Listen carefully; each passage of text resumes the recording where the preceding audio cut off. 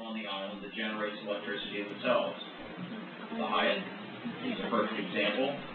I know next door at the Fiesta, they, I think, kind of are half on the CUC and half their own generation. Most of the large loads have backup generation. I think recently for the last 6 or 7 months, or maybe not quite that long, but the CUC has been out asking the large hotels and garment factories to generate themselves if they can. Is oil just diesel fuel? Another 15, another generation expense, that's maintenance and labor for the power plants. So you take 76 and 15, come up with 90, so 90 out of $113 million is your generation costs. That's, 80% versus 60 nationwide in terms of the average for other electric utilities. Puts you in a very vulnerable position.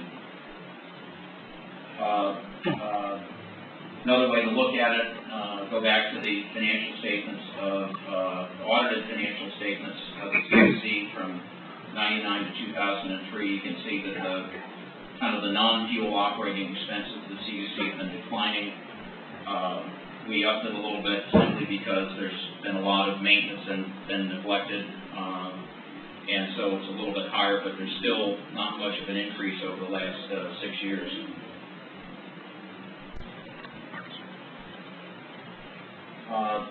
In terms of the beginning premise of the rate study is that we had to have the electric rates recover the full cost of the CUC. That's the only way that the CUC will ever be able to get money in the bond market for new infrastructure.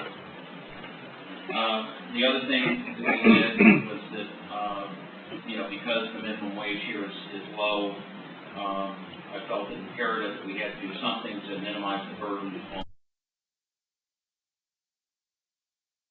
Clark County Public Utility District in Vancouver, Washington. The next city north of Portland just did that about 10 years ago with a gas-fired combined cycle plant.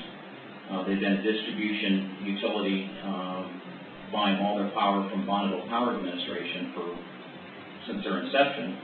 They wanted to get into the power plant business, so they went out and financed it at low-cost debt and then hired a company to manage it because they didn't have the expertise internally.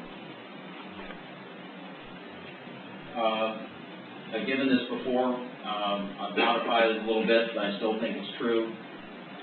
There is a way you can get the rate back down to 23 cents a kilowatt hour in 3 years. I'll just kind of go over it. I wasn't asked to do this, just in terms of looking at the figure out how to lower the electric rates.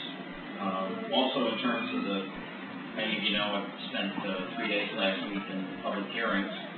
On a personal note, they were the most gut-wrenching and emotionally draining things I've ever been in my life.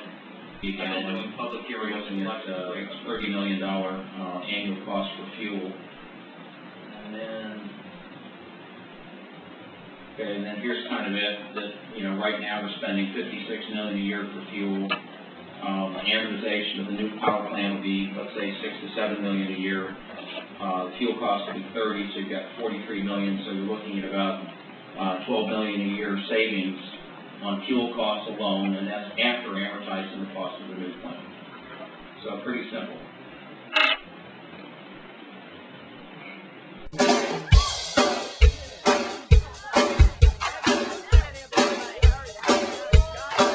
If you see a faded sign at the side of the road that says 15 miles to the left side, yeah. I'm heading down the Atlanta highway, looking for the love getaway, headed for the love getaway. I got me a call